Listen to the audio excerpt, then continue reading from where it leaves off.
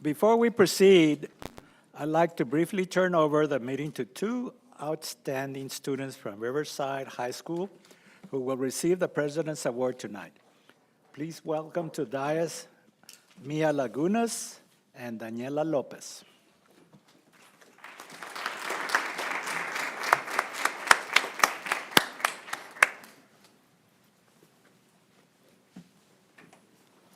Thank you, President Ochoa, and good evening. My name is Mia Lagunas, and this is Daniela Lopez, and we are proud Riverside High School Rangers. It's our honor to call this meeting to order.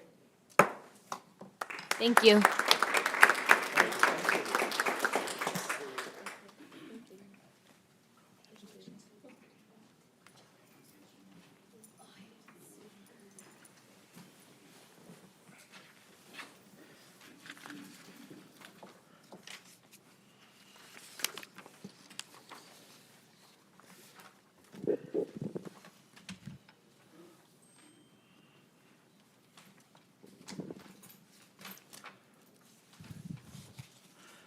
Good evening and welcome to the Ysleta Independent School District's meeting of the Board of Trustees.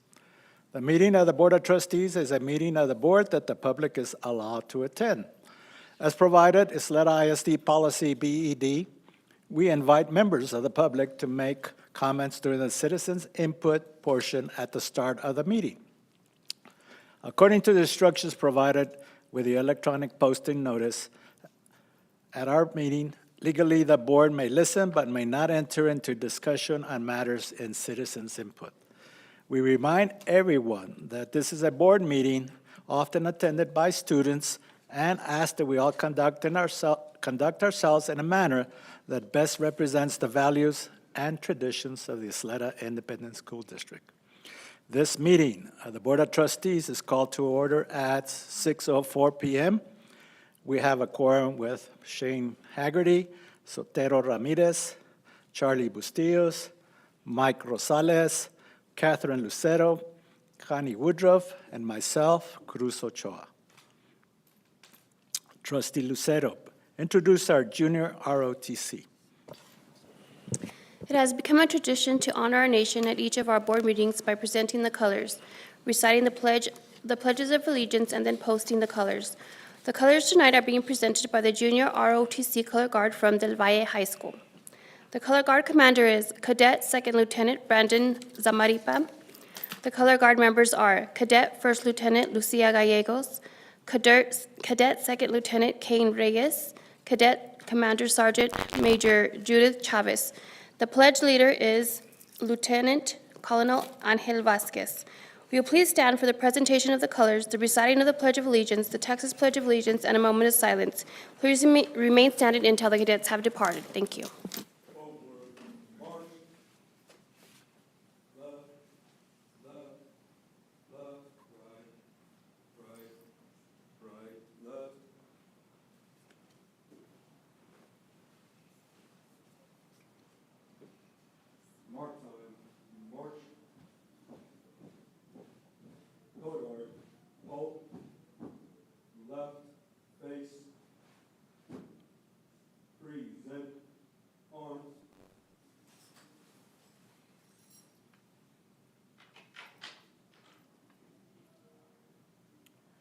Ladies and gentlemen, please join me in the Pledge of Allegiance.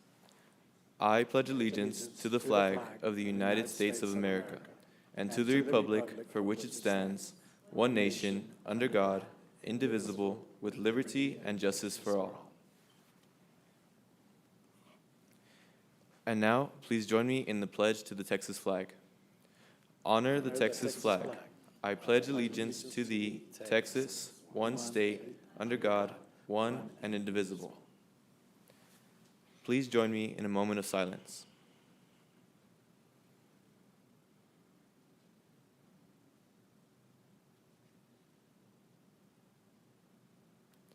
Thank you. Order, arms, post, colors.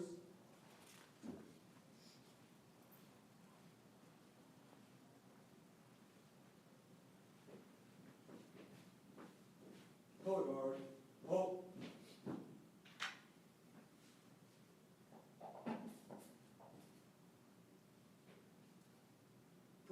present arms.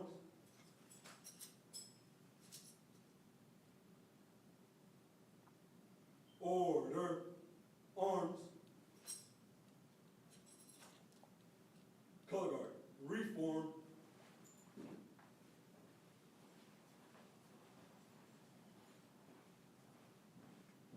Color guard, halt. Center, face. Right, face. Forward, march. Left, left, left. Very nice.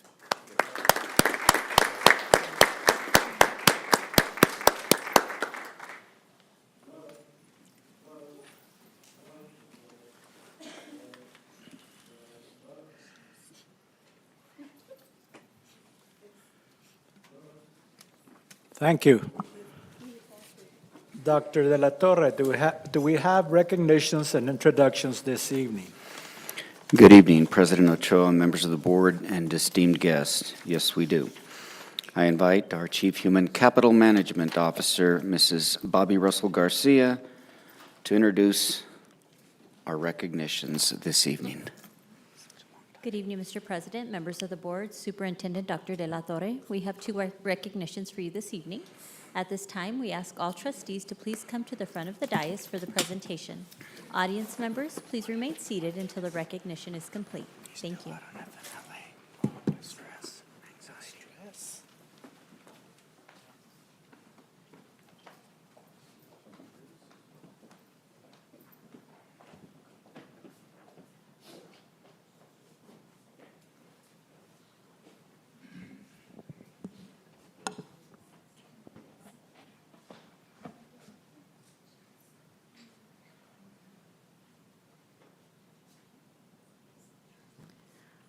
Our first recognition honors Riverside High School seniors Mia Lagunas and Daniela Lopez, who took it upon themselves to organize a job fair last year to help their fellow students find jobs for the summer break. By collaborating with Workforce Solutions, a local agency that helps connect people with employment, Mia and Daniela managed to secure more than 20 local businesses for the one-day job fair. These amazing Lady Rangers did it all. They came up with the idea and worked closely with the school's principal, security, and custodians to ensure the job fair went off without a hitch. It was such a success that both Mia and Daniela were offered a summer internship with Workforce Solutions. What a wonderful example of service excellence at Ysleta ISD. Ladies and gentlemen, please help me welcome this month's President's Award winners, Riverside High School seniors, Mia Lagunas and Daniela Lopez. Let's give them a big round of applause.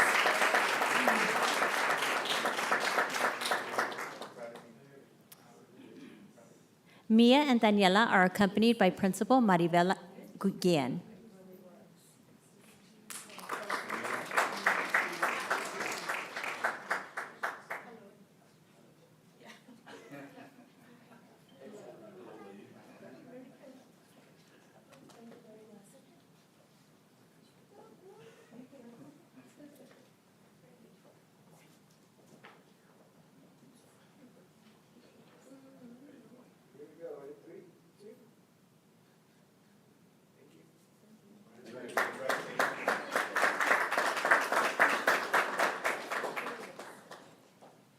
Our final recognition honors Eastwood High School senior Alexis Montes, who placed second at the 2022 United States Marine Corps USA Wrestling Association National Championships in Fargo, North Dakota. At Nationals, Alexis battled through a large 128-person bracket to make it to the finals. Her superb performance and experience ultimately netted her multiple college offers to continue competing in the sport she loves at the next level.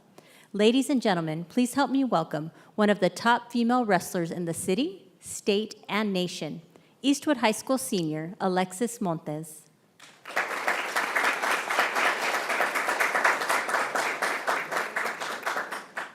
Alexis is accompanied by her coach, Troy Douglas, and Principal Bonita Torres.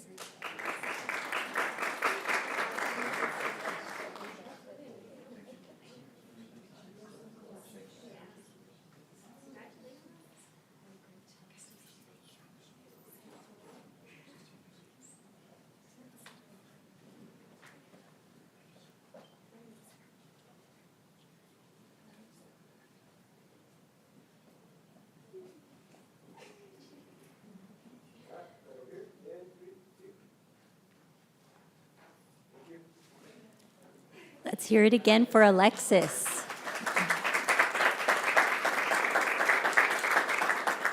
This concludes our recognitions. Thank you.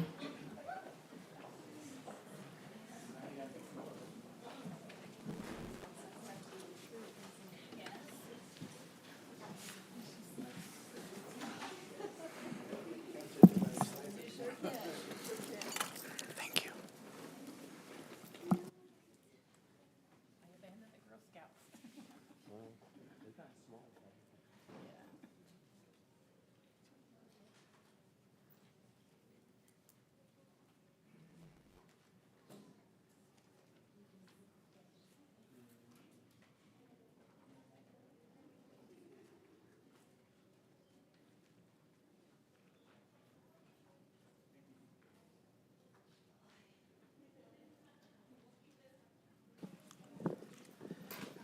Thank you, Ms. Russell. Now we proceed with citizens' input. Trustee Lucero, do we have citizens' input this evening? Yes, President Ochoa, we do. Ms. Dr. Gloria Barragan for OLLI, the topic. Oli.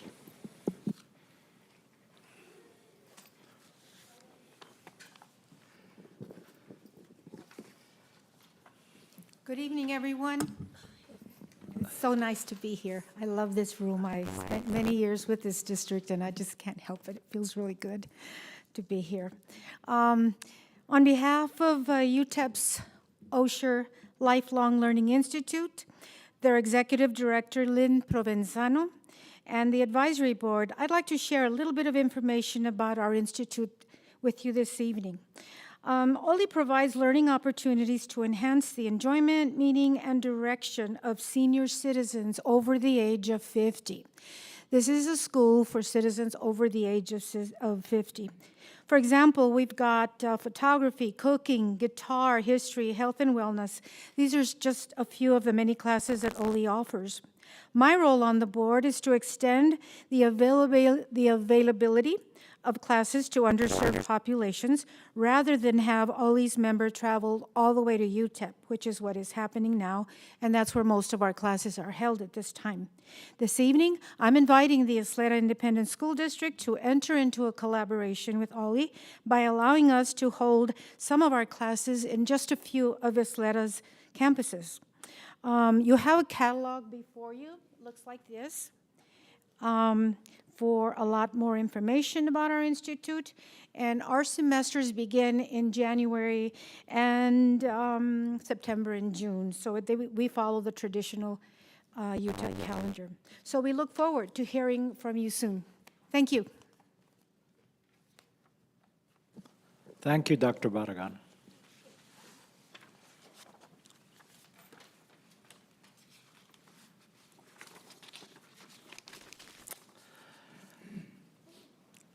Dr. De La Torre, do you have any reports for us this evening? Yes, President Ochoa, members of the board, we have 3 reports. We have our monthly COVID superintendent's update. Help me welcome Mrs. Lindley Leeper. Good evening, President Ochoa, members of the board, and Dr. De La Torre. As you may recall, last month, our community transmission level in El Paso County was rated as high. I'm pleased to report this month it's rated as low, and that is according to CDC as of last Friday.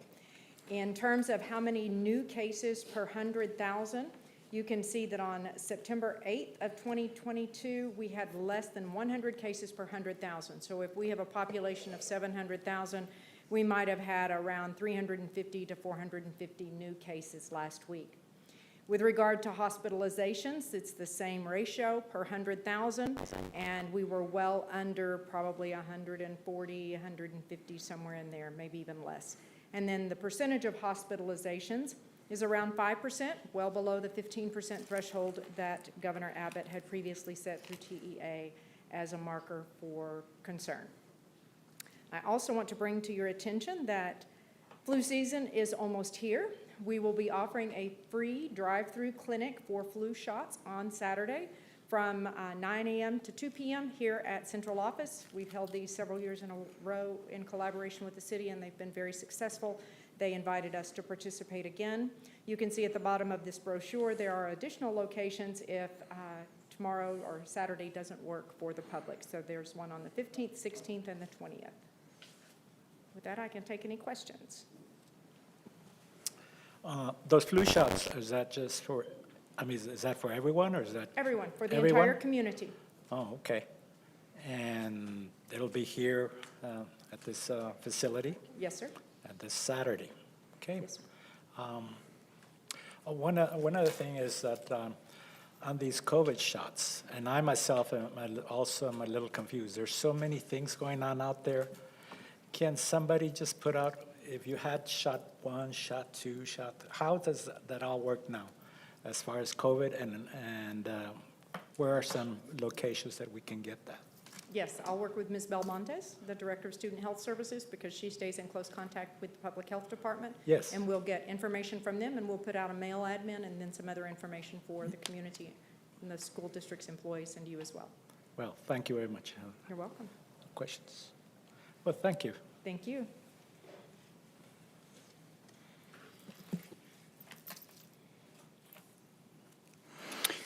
Our next is a summary, and should the board have any questions relative to the internal audit, Xingping. Good evening, Super, Mr. Ochoa, and all the board members and everybody. This is Champagne. For this short month, we have foreign audit project going on. Next page, please. This chart with the timeline, you have a copy on hand because it's kind of too much to put in one. So you can see these are the total of the 48 projects that we work on during this month. And you can see color-coded. 34 of them are either in the ongoing project, either review, undergo draft report, or reviewing the CAP. One audit report we issue with corrective action plan required, and we have 4 corrective action plan issued needing a follow-up audit. And we completed 9 audit projects, not completed, we started to do follow-up audit, 9 of them. So that comes to the 48 project of that. Do you all have any question on this timeline?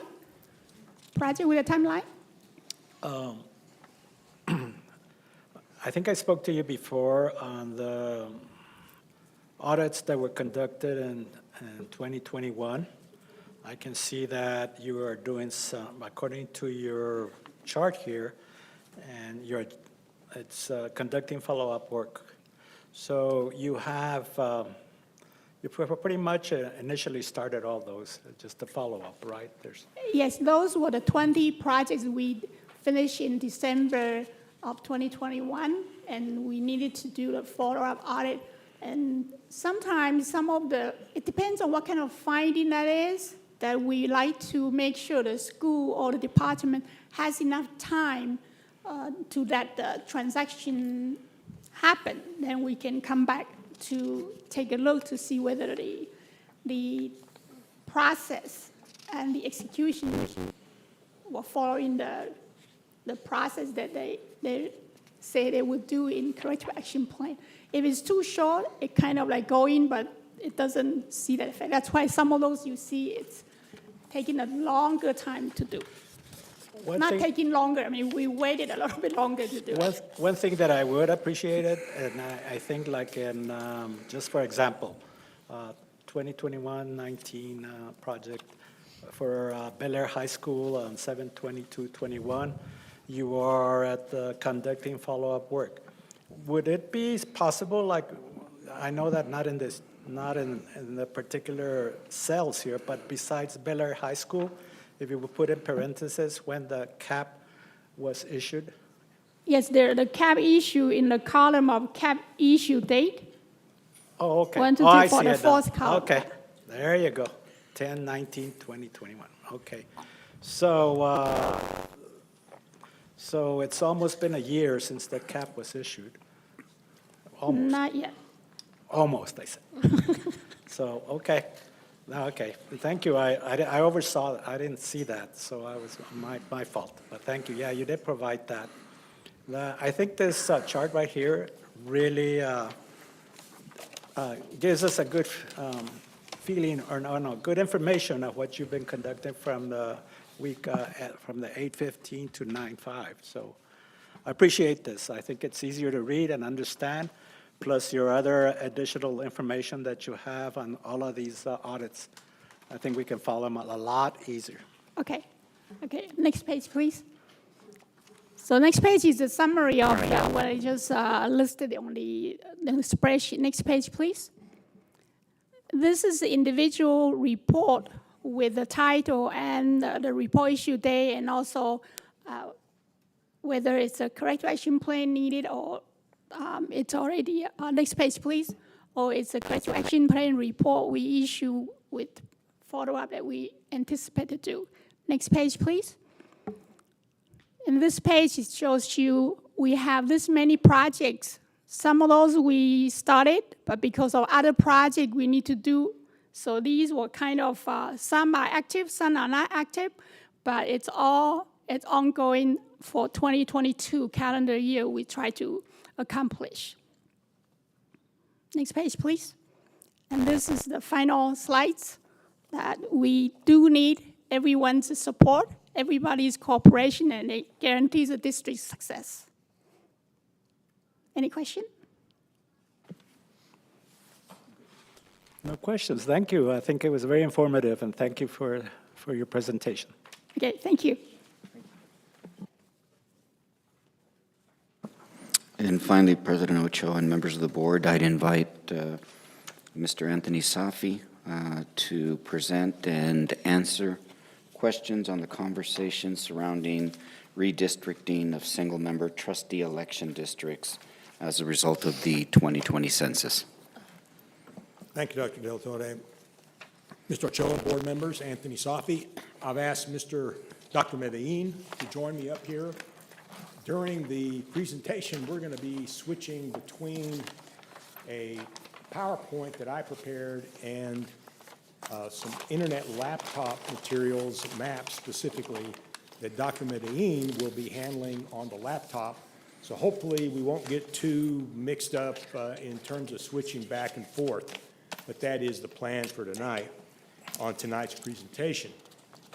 I do want to definitely thank Dr. Medellin for his very capable logistical assistance tonight and previously.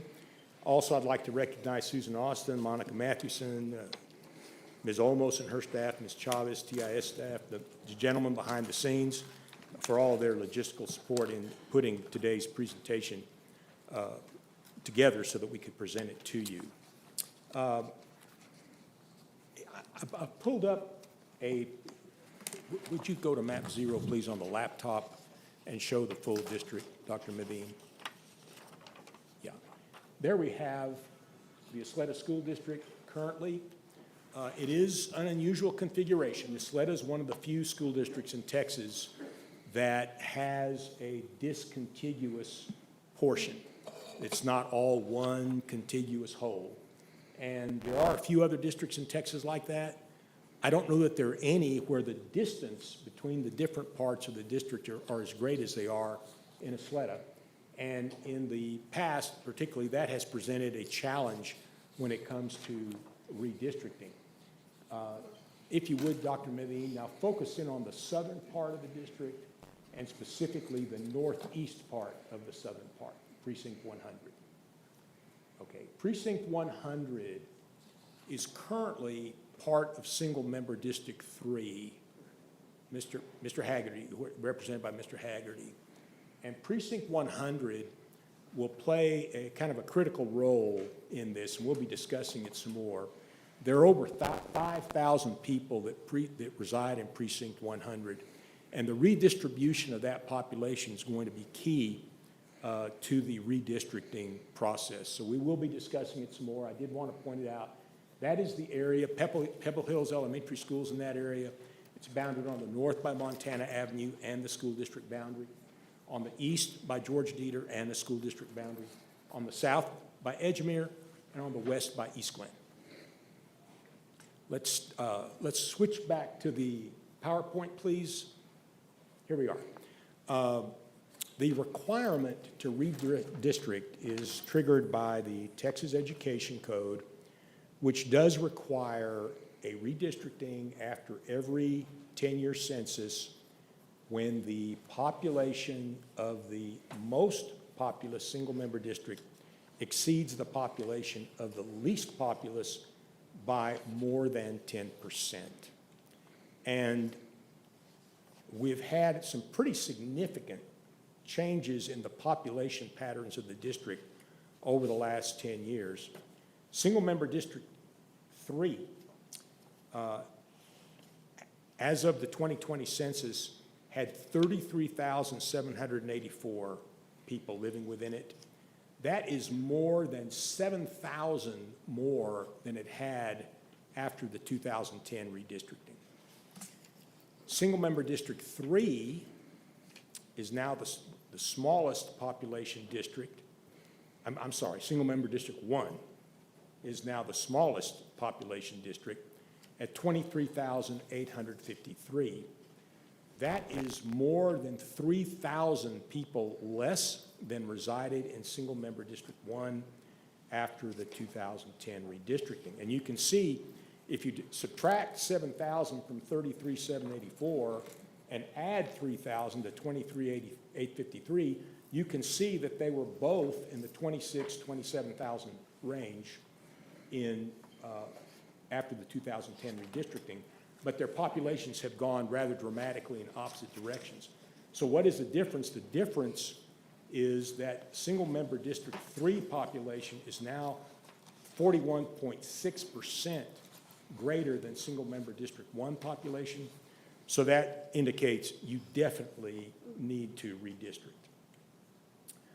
Now, on redistricting, the Education Code requirements, there are two basic requirements. Each single-member district after redistricting has to be compact and contiguous.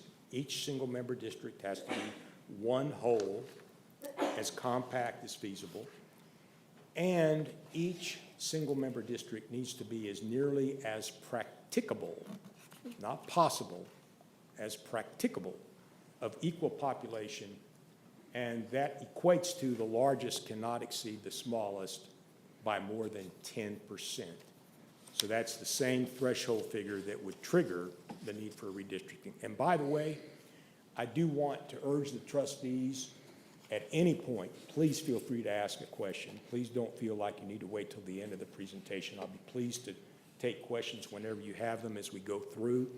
And some of these maps that I'm going to present, all the maps, and some of the ones at the beginning I'm not going to spend much time on because frankly I'm not really recommending them for serious consideration by the board. I'll explain why not on each one. Now, yes, Mr. Bustillos. I'm sorry, Mr. Ramirez. Yes, sir. Mr. Safi, if you can go back one slide, sir. That one? Yes, sir. On item number 2, well, one time there was a possibility of a large influx of a new plant and a bunch of people moving into the Parkland community. If we have something like that happen in the future, does that mean we need to go back at that point, or we just wait until the next census? The only requirement is after every census. Okay. It's every 10 years. That's the only requirement, and it's once the census numbers are final, which can drag on for months before they're finalized. We do have final census numbers now, of course, to work with.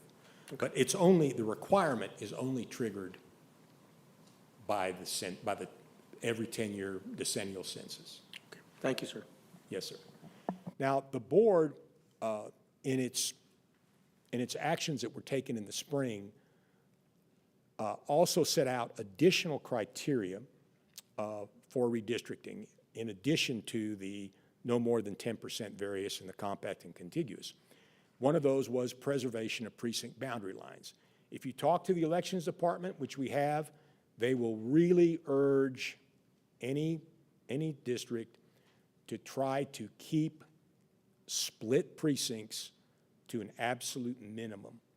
They will tell you that voters get confused and disillusioned when a precinct that they live in is split, and some of the people in the precinct vote for one set of candidates, and other people in the same precinct vote for other candidates.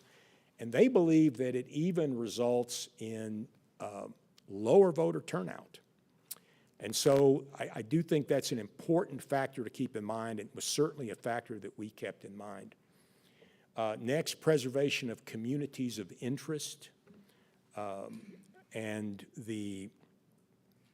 preservation of cores of prior districts, and avoiding pairing incumbents. And on those three, we were able, I think, to largely accomplish that in these various maps. You'll note that in each map, each high school is located within the same single-member district that it is located now, and each incumbent trustee is located, in terms of their residence, within the same single-member district as where they currently live, so that we avoided pairing, and I think we were able to the extent possible, preserve communities of interest and the cores of prior districts. Now, one thing that had been discussed early on is one obvious way to reduce the population of single-member District 3, which is by far the largest, and to provide additional population is removing Precinct 100, which we talked about previously. Remove that from single-member District 3. And then that population can be used you have that additional 5,000 people to use to get the populations of the 6 southern single-member districts up where they belong. And so there'd be no further change of single-member District 3 so long as each other single-member district has at least 26,032 people. That's the figure. That's the 10% figure. 28,635 is like 9.9% more than 26,032. So in every map that we presented to the board, we made sure that every single-member district had at least 26,032. Well, currently, how many don't? 4. 4 under current boundaries have less than the 26,032. And there they are. It's single-member districts 1, 2, 5, and 6. All have less than the threshold amount. And so the only way that these districts, especially 1, 2, and 6, they're the southernmost single-member districts, 1, 2, and 6. Their boundaries have to move north, northeast in order to get the additional population that they need. That will have inevitably a domino or ripple effect on single-member districts 4, 5, and 7. And everything ultimately has to move north or northeast.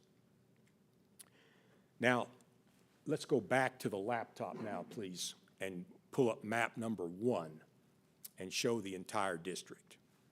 There we are. The board also set out 3 what we'll call size criteria that they wanted to see maps under. The first size criteria was make all the single-member districts have as equal a population as possible, even if one or more single-member districts were not compact and contiguous. And the only way to do that, because single-member District 3 at 28,000 plus is going to be the highest population, was to take a piece of single-member District 3 and move it to one of the southernmost districts. And in this particular map, and let's focus in just on single-member District 3 now. You can see that southernmost portion, tip of single-member District 3 was added to, let's move down now, let's enlarge to the whole map, to single-member District 2. That does not meet legal criteria because single-member District 2, and it wouldn't matter which of the southern single-member districts we assigned it to, it would not be compact and contiguous. Now, you may be wondering, well, why is it after the 2010 redistricting that single-member District 3 was able to have as part of it Precinct 100, which is in the south? Well, without Precinct 100, single-member District 3 population would have been so small that every other single-member district would have exceeded it by more than 10%. So both criteria, both legal criteria, could not be satisfied simultaneously, and so priority was given to the 10% maximum variance over the compact and contiguous requirement. This year, however, everything's changed. Single-member District 3, if you just confine it to the northeast area of the district, or the northern part of the district, is going to be the largest population, but it is possible to get the other 6 all up to at least 26,032 without dismembering in any way the northernmost part of the district, single-member District 3. And so all the rest of the maps, single-member District 3 is proposed to be just that northern part of the district, and we will focus on these future maps on the southern part of the district because that's where the various changes are going to be. Yes, sir, President Ochoa. For each district, what is the maximum population that like District 3 can have without, within that 10% margin? What the maximum population in each of the plans is single-member District 3 at 28,000 plus. In none of the plans do any of the other single-member districts hit 28,000. No. In every one of the other plans, every single-member district, most of the plans, the predominant figure is in the 26,000 range. And in some of the plans, one of the single-member districts does go over 27,000. Right. But it stays within the margin of. They all stay, every plan presented is within the margin, within the 10%. And that's really. That's correct. Okay. Because in every plan presented, other than map 1, single-member District 3 has less than 28,000. Every other map, single-member District 3 has 28,000. Every other single-member district has, I think the lowest in any of them, it's 26,055, Yeah. which is above the 26,032 minimum threshold. And keeping District 3 up there in the northeast as a one whole unit, I think would minimize any confusion for the voters as far as for the Precinct. I think that's right. It would minimize confusion. It does, it will be the only single-member district that is completely coterminous with the boundaries of a high school, attendance boundaries. Yeah. But that's just how it is because it is out there, disconnected from the rest of the Yeah, and this is for the next 10 years, so. That's I think correct. it's, so all we're looking at now is how you change the boundaries on the other 6 districts. That's correct. Right? And that's really, that one stays as a whole up there. Yes, sir. Okay. That's correct. Okay. And so, if I might, we'll move to map number 2, Dr. Medellin, and we're just showing the southern single-member districts because single-member District 3, from now on in every map, it's the entire northern area of the district, the entire Parkland High School attendance zone. Now, map 2 was designed to address the district's desire, the board's desire for the second size criterion that, okay, leave single-member District 3 alone and make the southern 6 single-member districts as close as possible to each other in population. And this is a map that we came up with. I have to say, I do not recommend this map because it has so many split precincts. It has like 9 split precincts. That was the only way that we could get the populations of these 6 single-member districts as close as possible. But that's closer than what the law requires, and it's at the expense of significantly more split precincts than is necessary. So if there are no questions on that, I'm going to move on to 3A. The size criteria that the board set, and that's the size criteria that we used in the rest of the maps, was just make sure that the smallest single-member district is not more than 10% smaller than the largest district. And so that gave us more flexibility. 3A was an early effort to accomplish that, but again, I can't recommend it because it has 9 or 10 split precincts in it, and we did better on some subsequent maps. And so, with your permission, I'll move on to what we call, was there a question?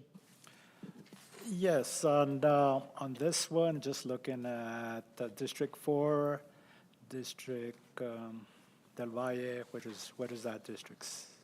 What's your district? 7? And the Hanks area, District 5. Where is Lee Trevino on there?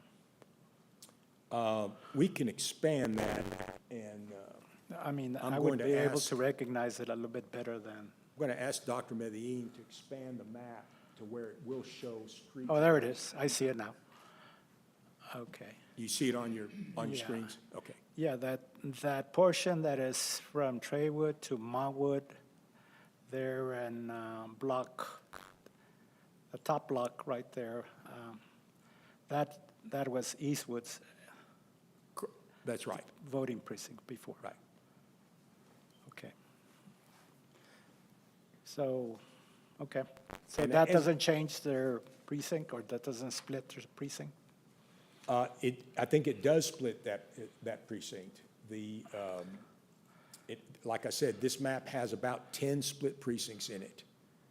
And can we see go back to the precinct lines?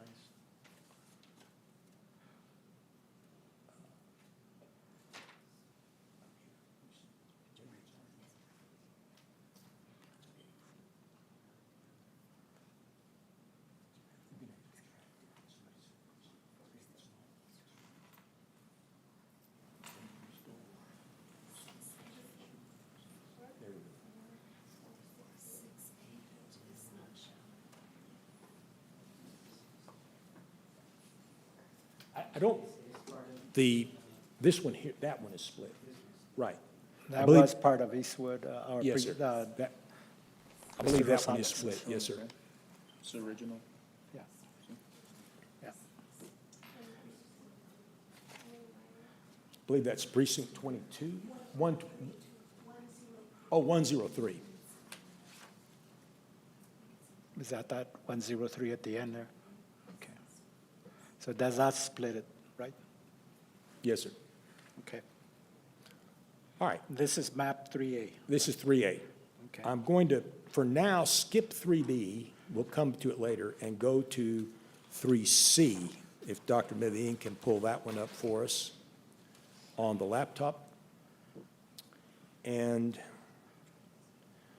3C, I think, is probably the best map we've looked at yet, because it has the least split, it has less, let me put it this way, it has less split precincts than any other map we've seen so far. It's down to 4 split precincts. I don't believe that this is the best map. We're still coming to that. But I do think this is a better map than anything we've seen so far. I believe that you have significantly less precincts that are split. Can you blow it up a little, because I can't see 103. Expand it. There you go. But I'm not really recommending this one either, because I think we came up with one that I think is better than this and has even less split precincts. And that also, I think, comes a little closer to the current district, single-member district boundary lines than this one does, in some respects at least. But this is 3C, which, if I might move on to the next one, map 5. Is there a question on 3C? No. Okay, map 5 is virtually identical, except we tried to, in map 5, if you look at single-member District 1, we tried to make that area, which is the northern area of single-member District 1, where it meets single-member District 2, along the interstate there, we tried to make that a little more compact so that single-member District 1 was not as spread out up there as it is in 3C. That's the only difference between map 5 and map 3C. I do think as between the two, that 5 is probably a little better, just from the point of view of compact and contiguous. But like I said, I think we have something better, in my view, yet coming up. Okay, after we had prepared the first 4 maps, we did receive a suggestion or request to take part of, let's go to map 7, to take part of single-member District 1 south of North Loop, north of San Jose, and add it, remove it from single-member District 1, add it to single-member District 2. And that is map 7. And there we're focused in on that area that would now be part of single-member District 1. That would be the only area south of North Loop that would be part of single-member District 1. And if the board were interested in accommodating that request, then I think map 7 would be, as between it and 5, would be the map that the board would want to consider. However, I think now we're getting, if there are no questions on this. Yes. Yes, sir. How does that impact the northern boundaries? It does not. No? But if you'll notice, what we did to compensate for the population, single-member District 1, make it smaller now. Single-member see. District 1 now, in that area up at the captured this interstate, part. is now picked up that area. And it is, that area there that was not part of 5 would now be part of single-member District 1. Can you blow it up a little bit so we can see the streets? Oh, okay. Oh, okay. There's McRae, there's, yeah. Okay. And this map would still have less split districts or precincts? Precincts. Yes, this one now, it has an additional split precinct because 141 is the precinct there in that area south of North Loop. That area there is pretty much business, though. I'm sorry, pretty much, That sliver that is for District 1, it's pretty much east of McRae, it's pretty much businesses. that's correct. And so there's not a whole lot of residences. It's a fairly large area, but there aren't, the population's No, not I don't that see big. any homes there because. That's correct. It's a very small population considering the area. But it was enough to balance out the area there south of North Loop. Oh, okay. And, 648 total. yeah. And so this is map 7. But there is an additional split precinct compared to map 5, because 141 is now split. So this one, you're now up to 5 split precincts. Map 7. Map 7, that's correct. Map 7, we're up to 5 split precincts. And which is the other one again? The one you recommend? Well, I still haven't gotten to one that I really, Oh, I'm going to okay. seriously recommend, okay? I've tried to save what I consider the best for last. The board may not agree with me, but I think we have the best ones coming up. And let's go to 3B on the laptop.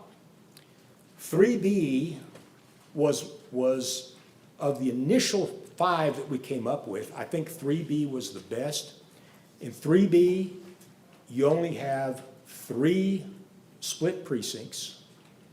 And in this one, precinct 100, the precinct that was part of single-member District 3, is not split. And that entire area is part of the Hanks attendance area. The Pebble Hills Elementary School's up there. That entire area is assigned to single-member District 5. Then single-member District 5, then to compensate for that, because there's over 5,000 people in that precinct. For instance, again, you have single-member Districts 1 and 6 moving north. That has the ripple effect where single-member District 2 needs to move north. And for instance, some of what is now single-member District 4 goes to single-member District 2. However, single-member District 4 still has enough population that nothing needs to be added to single-member District 4. To compensate for what single-member District 7 is giving up to single-member District 6, single-member District 109, there on the eastern edge of the district, goes from single-member District 5 to single-member District 7. Also, part of Precinct 104 that was part of single-member District 7, that also goes to single-member District 2. But again, Can you blow it up just a bit so I can see the streets? And how many split precincts do we have with this one, and where are they exactly? I mean, they're somewhere on the map, but where are they? The split precincts? and the split precincts, How many? okay, there are only 3. 3. There's only 3, and those are precinct 133 is split between single-member District 2 and single-member District 1. Then, Can you blow it up just a bit more, then go to the District 5 there, to the south? District 5. That's Up, the northeast corner, up there, yeah, there. Okay, so what I'm seeing here, there's Desert View and all that area that was, all those homes around there are now considered for District 7. And what you see there is one of the split precincts, which is 103. 109. No, right here. No, 109 is not split. In this view, you see 109 is on the right-hand side. That would go from 5 to 7. And then you see on the left-hand side, upper left-hand side, you see precinct 103. That's one of the 3 split precincts, is split between District 4, which it currently is located in, and District 2. Again, these, as you see, district boundaries are moving north because that's where the population is. And this map, I thought, was pretty good. It only has the 3 split precincts. Where's the third? The third one is, go down to, down, right here. The third one we're focusing in on right now, that's precinct 145. And a portion of that precinct is being added to single-member District 6 to get its population up above the minimum. However, after we completed the first 5 maps, I took a hard look at 3B, and I thought we could improve on that. Because in this map, those areas that are shown there, and contract a little bit so they can see both those areas that are shown, those are the only portions of single-member District 6 that would go north of North Loop. And I thought, we can make single-member District 6 a little more compact. So that's when we came up with map 4. If we could go to map 4, please, Dr. Medine.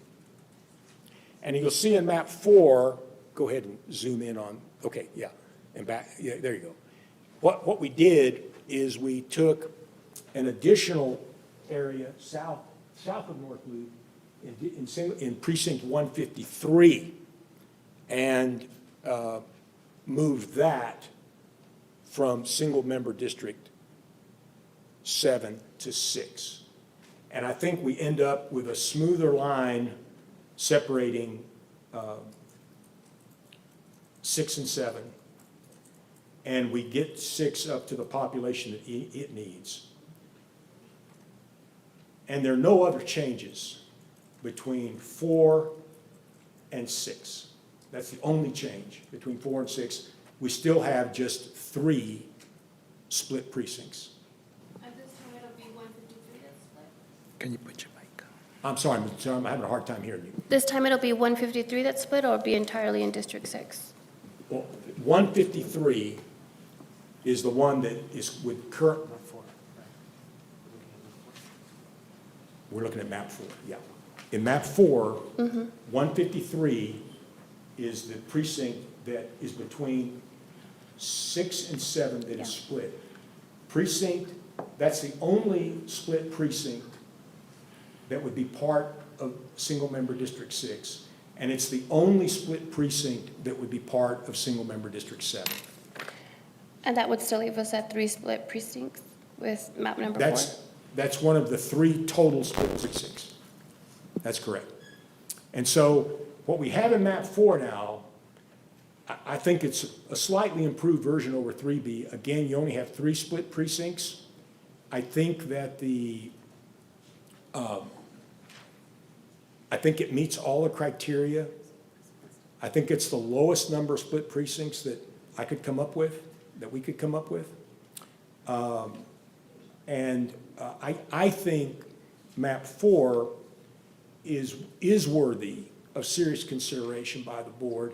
And if you'll look at map 4 and compare it to map 0, yes, there are changes. As I said earlier, every single member district was going to have to change. But I think and now we have map 0 back up there. Yeah, that's map 0. Now, take a good look at map 0, and then let's go to map 4. And yes, there are changes, but I think these are pretty much the most minimal changes that you can make to the current configuration and still meet all the criteria. Now, after we had completed work on map 4, we did receive a request again to move part of an area south of North Loop from single-member District 1 to single-member District 2, and that is map 6, if we could bring that one up.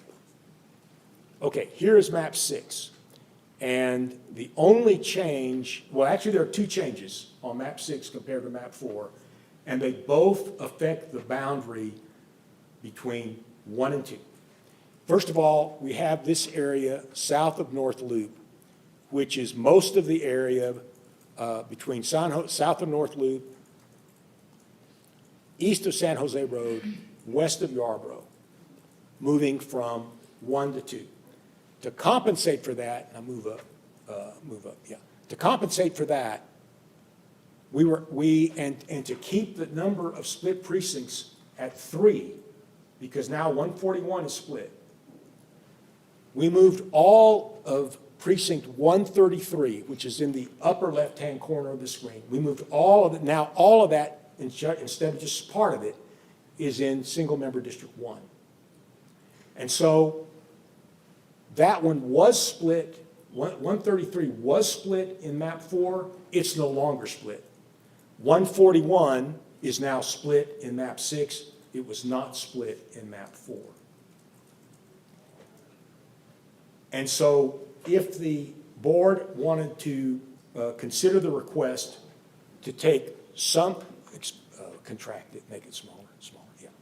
Again, yeah, to take part of single-member District 1 that lies there south of North Loop, move it to single-member District 2, I would recommend this map or something very similar to this, which I'm going to bring up next. And I apologize for this map 6A. I'm going to ask that 6A be brought up. And 6A is actually a corrected version of map 6. And I take responsibility for this. Mr. Safi, how many more maps do we have? This is it. Oh, This is the last one. all right, so we can take a break after this. Yes, sir. This is the last map. And How many precincts are divided in this one? 3. So it's the same as the other It's one? the same, yes, sir. The No only impact. difference. Yeah, it's that sliver of, Yes, right there. What had happened, I described to the board the area south of North Loop that we're talking about as being south of North Loop between San Jose and Yarborough. But when that happened, when we made the map, and go to the block view on that precinct 14, yeah. When that happened,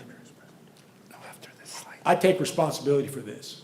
We neglected to add that southernmost census block to that area, okay?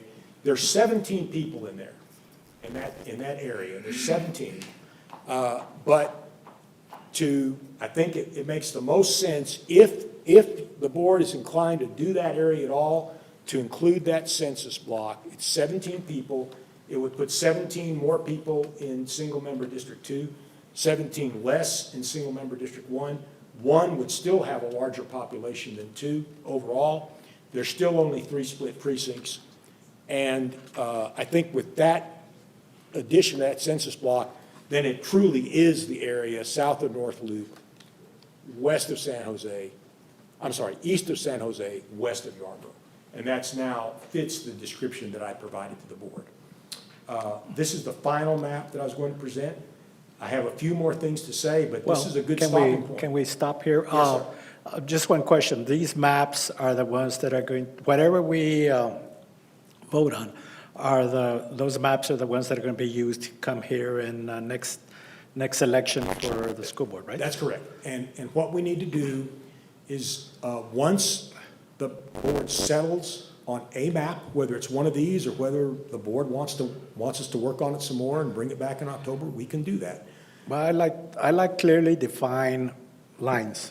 Yes, sir. This jagged stuff and everything confuses not only the voters, but confuses the board members as far as where they have to go to campaign. So I think, looking at the map, I think there's 2 of them for me that I would probably choose on because of the great boundaries that are clearly laid out for us and for the voters to, like you say, not disenfranchise our voters because they say, well, what am I voting for? Something that I wasn't voting for before. So we'll take a break now. Yes, Is there sir. anybody else has any comments before we take a break? Not there. Well, you will have later. Okay. Well, let's take a 10-minute break, and we'll come back at 7:17, please.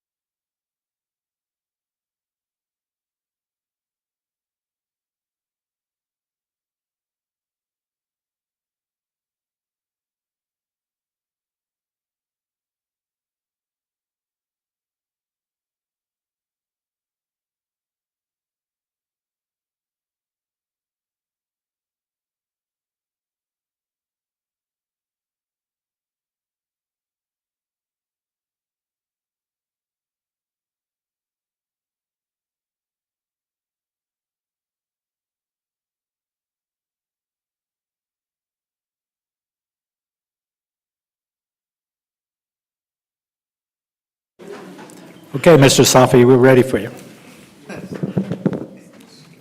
Thank you, Mr. Ochoa. That essentially completed my presentation unless the board would like for me to go district by district and explain how map 4 and map 6A differ from the current configuration. I think it's self-explanatory, but I could do that if the board would like that. I would just like to, again, since we have so many maps up here, would you repeat what maps you are suggesting that we should consider? The two that I think are worthy of consideration are 6A, if the board is inclined to take that area that we've discussed south of North Loop and add it to single-member District 2, then I recommend 6A. If, on the other hand, the board wants to maintain North Loop as a solid boundary between single-member District 2 and single-member District 1, then I recommend map 4. So those are the two maps that I believe are the most worthy of consideration. They each only have 3 split precincts, and I think they meet all other criteria. And those are the maps with the lowest number of split precincts. So it's 6A Yes, sir. and just 4, no And letter. 4. Those are the two that I think are the two best, definitely. Okay. Anybody have questions? Mr. Rosales? Would you be able to put map 6A so I can see the streets? Any particular area you would want to focus on, Mr. Rosales? No, I just want to see them by street. I can, okay, that's fine. Is that showing the streets? Yeah, the maps we have, it's kind of hard to, Right. to view what the streets are. So on this particular map, with 6A, the extension of District 4, what is the southern boundary street there? Okay, where A little bit further up? on precinct 103, Yeah, precinct 103, yes, sir. right, The that southern- is, That street right here. The one that goes north, okay, Traywood, okay. Traywood. yeah, it's Traywood, and then over here to the north-south, that part is, Andalusia. Andalusia. Traywood and Andalusia. And so, precinct 103, south of Traywood would be District 2, and east of Andalusia would be District 2. The balance of precinct 103 would be in District 4. That's the only split precinct that would be in District 4, is 103. Now, compared to District 4, we do the same thing here? To map 4, it's identical. Yes, it's identical. The only difference between map 4 and map 6A is the boundary between District 1 and District 2. 3, 4, 5, 6, 7 are identical as between 6A and 4. The only difference is that boundary between 1 and 2. Any more questions? No? Savi, for the differences, if we split in these two areas with Bel Air and Riverside, are these high voting districts, or what is the voter turnout in those precincts look like? I have to confess, I did not look at voter turnout. Some of the precincts vary very widely in populations. I mean, you've got a few precincts that have over 5,000 people. You have some precincts that have less than 2,000. And so there's really not much rhyme or reason on the size of the precinct, but we did not look at voting population per se, because that's not a criterion. You have to redistrict based on total population. I think from this software, I think we could pull up voting population, but we did not do it. I mean, the voting turnout. Matter of fact, this software will allow you to look at how many voted in the Democratic primary, how many voted Republican primary. It has a lot of features to it, but none of that relates to redistricting, because by law, the criterion is total population, not adult population, not registered voters, not any other criterion. It's total population according to the census. It's just that I think things get a little confusing, especially in certain areas that have been used to voting in a certain precinct for a certain area. For example, Bel Air, if you're from Bel Air and say you live on Cuba Street, that's been your precinct, you went to school there, that you've grown up there, and that's kind of your precinct. So I guess I just wanted to see how that would make a difference. This does not, the school district isn't changing any precinct boundaries. I mean, this has no effect on precinct boundaries or polling places. It'll just change who you vote for. So if you were going to vote That's for a correct. Bel Air representative, now you're going to vote for a Riverside That's representative. correct. Yeah. And those changes, as I explained, are unavoidable. Unavoidable to come within the requirements of the law. I'd just like to say something really quick, because what she's talking about is going to happen to Bel Air even if we do 4, if we do 6A. There's a huge area that's used to voting in the Bel Air area that will go to Riverside. There's no way around it. And so, and actually, I've never had part of Hanks.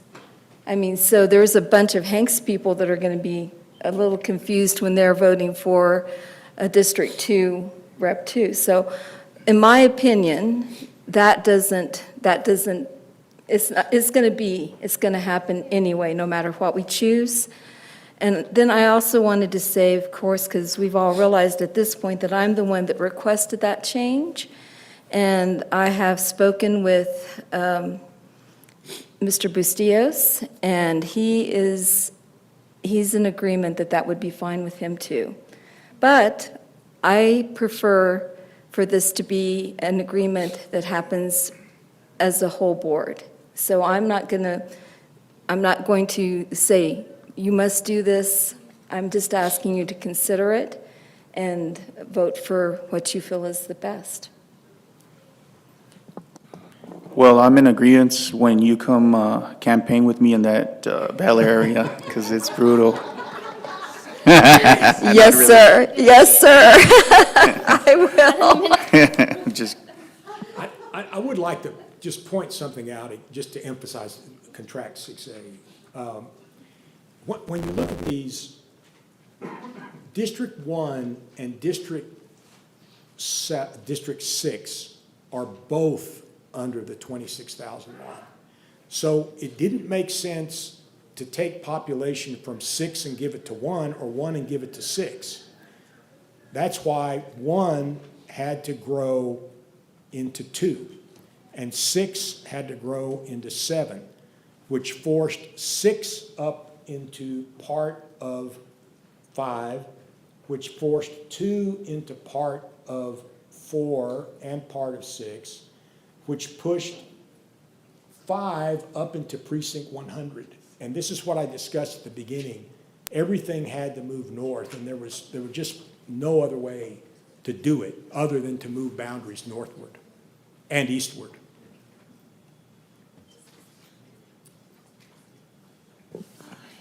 There's no further questions. Thank you, Mr. Salvi. Yes, my pleasure. Thank you. Oh, yeah, Thank we you. have one comment. Yes. I'd just like to make a comment to the rest of the board. I think the map is as fair as it can be, you know? And I don't have a problem with 6A or 4. 6A sounds like a fine map, too. I think that just a couple of things is, one is the political considerations, which is certainly part of this. And then the other part, too, is the issue of representation.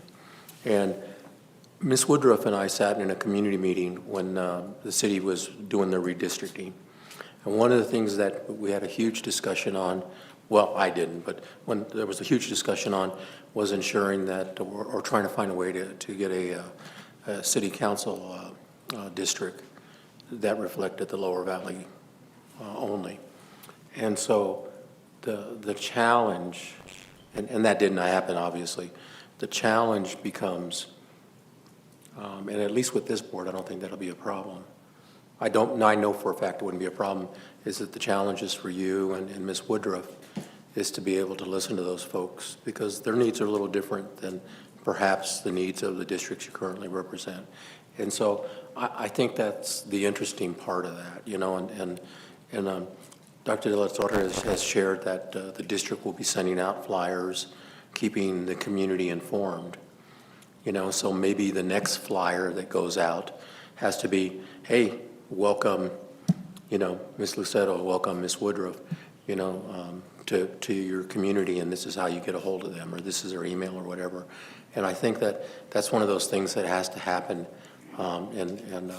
You know, and let's be honest, all of us go to all the different schools. You know, we love going to schools and love visiting and seeing what's happening in our district. And so, I don't know. Those are just some of my concerns, is that everybody gets represented, which I think this board can do, and that the community is aware of how we're divided now, not divided, how the lines are drawn, and how the lines are drawn, but that we're still interested in representing them and their children and their community. So wherever it's at, above or below I-10. So I just wanted to make that comment. I want to thank you, Trustee Rosales, for explaining things in a very transparent way. I think, Trustee Ramirez, sorry. I just think of Sotero. I appreciate that. I appreciate that you laid it out there in a way that the community can understand. So thank you. I would like to add one more thing to that and make sure that our constituents understand that it's just for voting, not a boundary for schools, because I think that's a big part of that. A lot of our constituents are going to be what's going on here. So I think if they understand it's only for voting, and that's it. So we can put on that flyer. I'd like to just make a quick comment. I would like to share all this information, if at all possible, in some form of communication to the public to demonstrate that we continuously strive for honesty, the right thing to do, and we're mandated to make these changes, even though they may not be popular. I was raised here, and now I'm have to move. It's not a matter of somebody deciding behind closed doors that this was going to happen. It's just the way that the demographics have changed. So consequently, for us, and I think it's important that we let our constituents throughout the district know that this is something that needed to be done. It has to be done every 10 years. And this review has no reflection other than the fact that as people have moved, we have got to redesign the boundaries. There might be some exceptions, like we just talked about, where they all talked about 6A or 6B, whatever it is. But I think if we continue to be open with the public, they'll understand that we're an up-to-up group of individuals trying to do the best we can to maintain some form of order in this district. I know I said a lot, but basically it's some form of communication to our district about the boundaries that have changed for voting purposes. I think that would be very important from my perspective. Thank you, sir. Any other comments or questions? If not, thank you, Mr. Safi. Thank you, Dr. And thank you. Dr. Menadine. Thank you.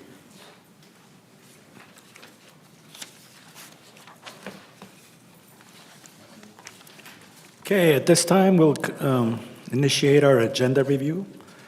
We will now discuss agenda items as listed in the posted notice of the regular meeting of the Ysleta ISD Board of Trustees for September 14, 2022, and related recommended motions with the superintendent and executive cabinet, and receive responses to questions and/or requests for additional information through the superintendent in preparation for deliberation and action on said items at the September 14, 2022 regular Board of Trustees meeting. Consent items. If you have any questions, please make sure that you stop me so I can acknowledge you, and you can state whatever you want to ask. Consent item number 1, minutes of the Board of Trustees workshop and regular board meeting, August 24th, 2022, 6 p.m.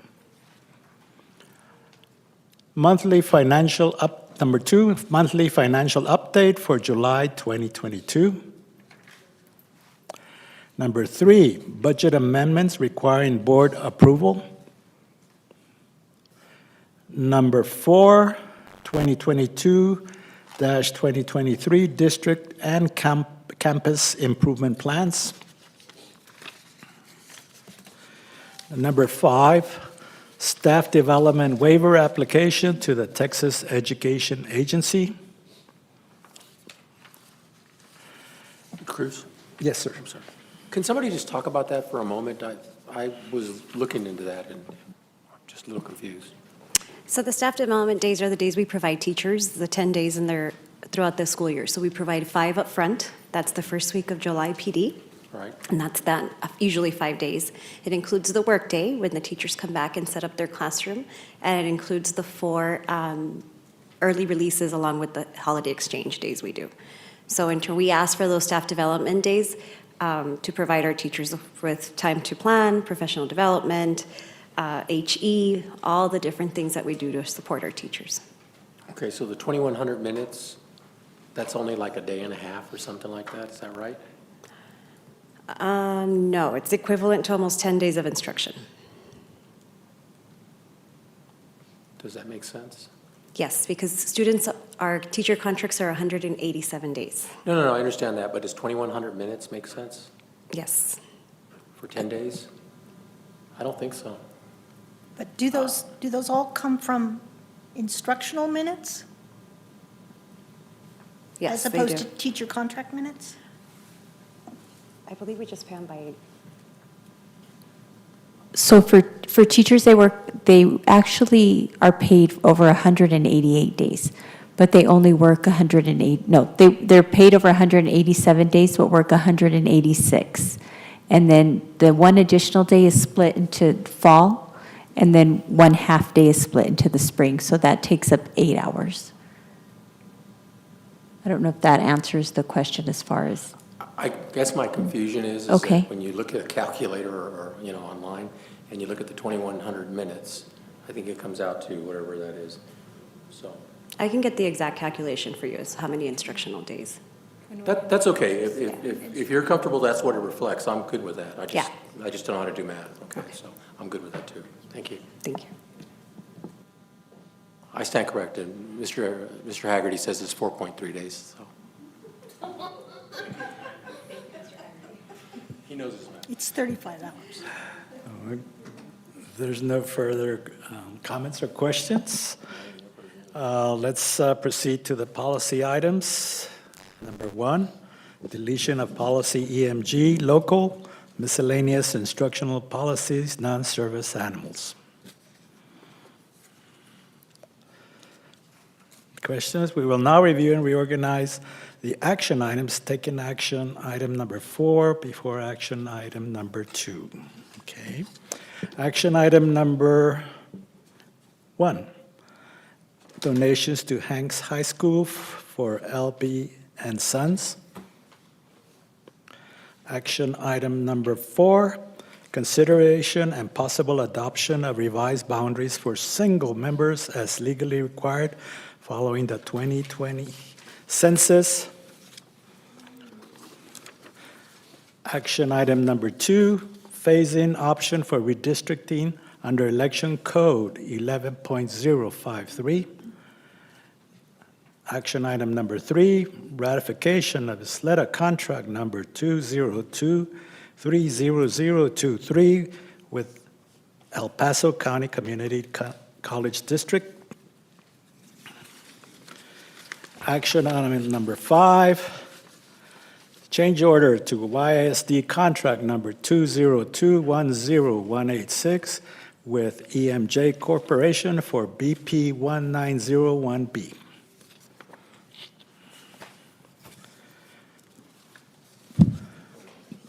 The order of the agenda has been approved. May I have an electronic motion on the remaining consent agenda items listed on the agenda as recommended by the administration? Ms. Woodruff? We have a second by Mr. Rosales. Mr. President, I move that we approve the consent agenda items listed on this agenda as recommended by administration. We have a motion. Please cast your electronic votes.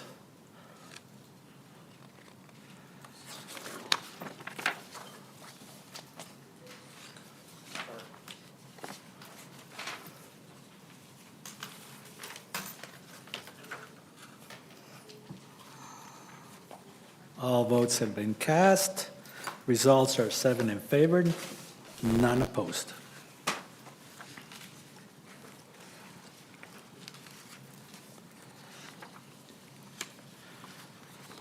Policy item number 1, deletion of policy EMG local, miscellaneous instructional policies, non-service animals. Is there any discussion?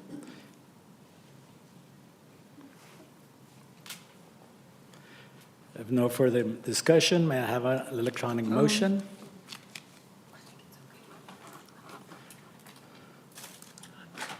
Mr. Rosales? I here move that the board approve the following approved deletion of policy EMG local as recently as adopted by the board and moving provisions into regulation effective August 1st of 2022. We have a second by Ms. Woodruff. Please cast your electronic votes. Results are in, 7 in favor, none opposed. Moving on to the action items. A donation to Hanks High School from LB and Sons. Is there any discussion? I just want to take this moment to thank LB and Sons for this gracious donation. Anything that they have provided for Hanks High School is really appreciated by the whole school and by the community. It shows a dedication to our students, and I think Hanks is very, very grateful. So thank you, LB and Sons. May I have a motion?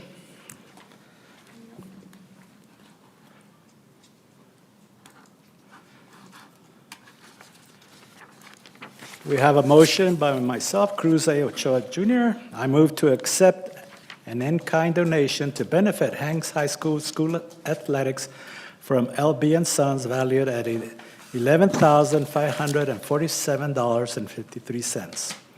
As per policy CDC, local donations and gifts of $5,000 and above shall be approved and accepted by the Board of Trustees.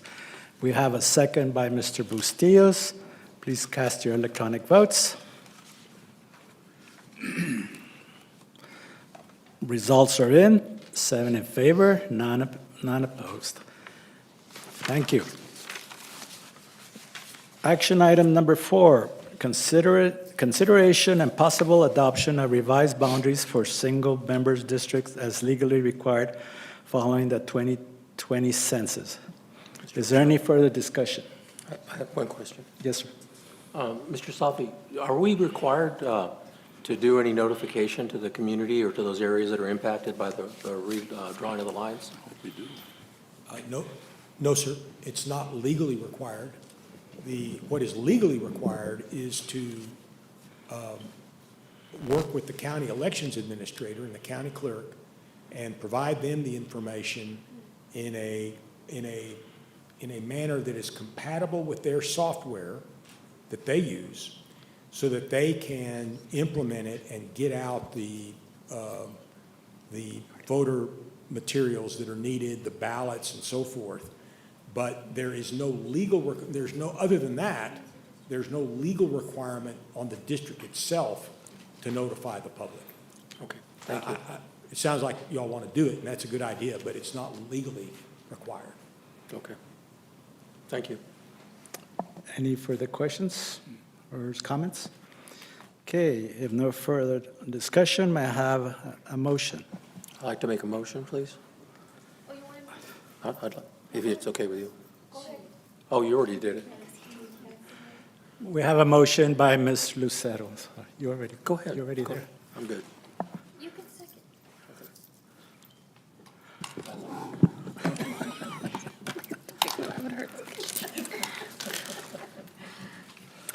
I move that the Board of Trustees approve and adopt map number 6A as prepared and presented by legal counsel, which the board finds conforms to all applicable legal requirements, that a copy of said map be attached to the official minutes of this meeting, and that the superintendent, legal counsel, and administrative personnel as needed be directed to take such actions as necessary in order to implement the new trustee single-member district boundaries in time for the May 2023 board elections, to include working with El Paso County Elections Department officials and personnel as needed. Thank you. We have a second by Mr. Ramirez. Please cast your electronic votes.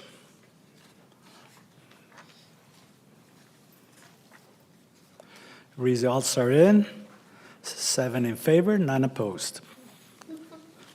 Action item number 2, phase-in option for redistricting under the code, Education Code, Section 11.053. Is there any discussion? If no further discussion, may I have a motion, electronic motion? Ms. Woodruff. Mr. President, I move that the Board of Trustees, having adopted a redistricting plan pursuant to Section 11.052 of the Texas Education Code, approve use of the phase-in option provided by Section 11.053 of the Texas Education Code to the effect that all the trustees now in office may serve for the remainder of their terms, and that each of the 7 trustee single-member districts shall be filled as the staggered terms of trustees now in office expire. We have a second by Mr. Rosales. Please cast your votes.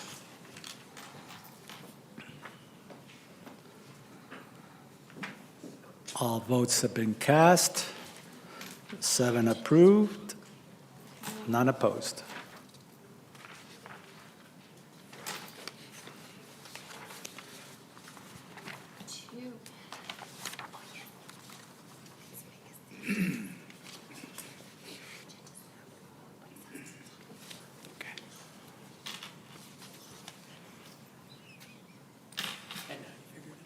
I know.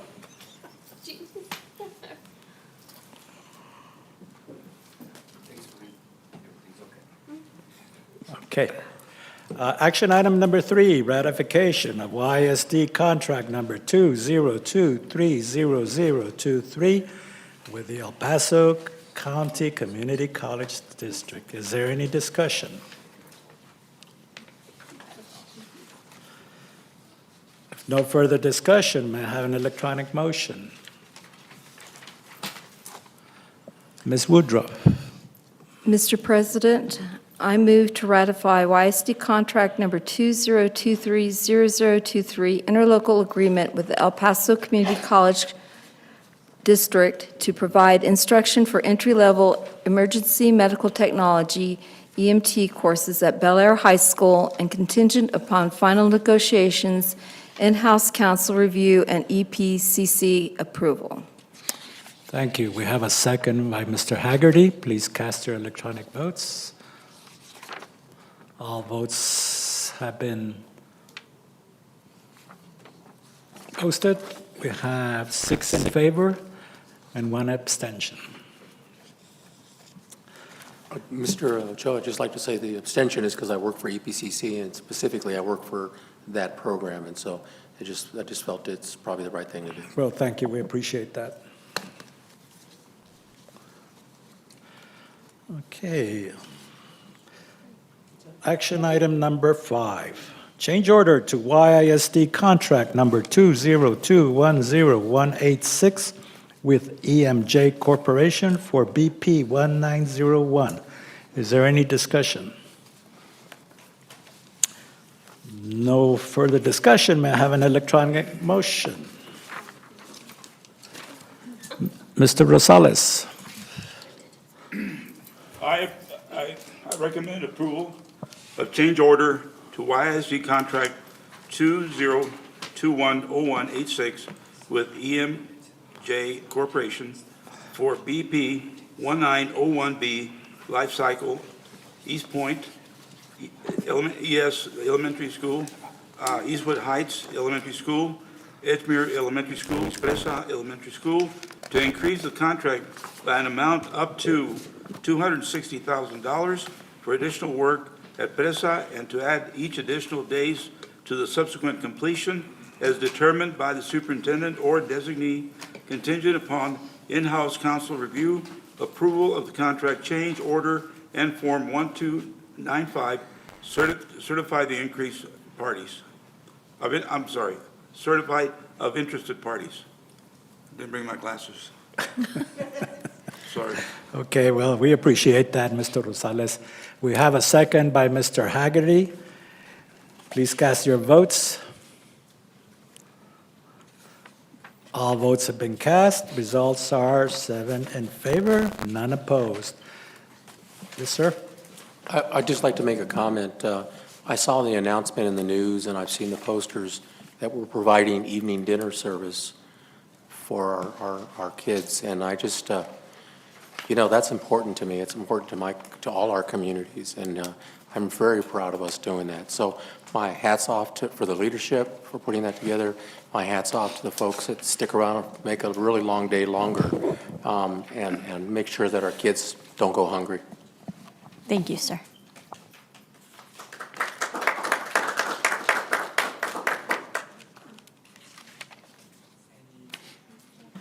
Any other member wants to say anything? If not, may I have a motion to adjourn? So moved. Adjourn.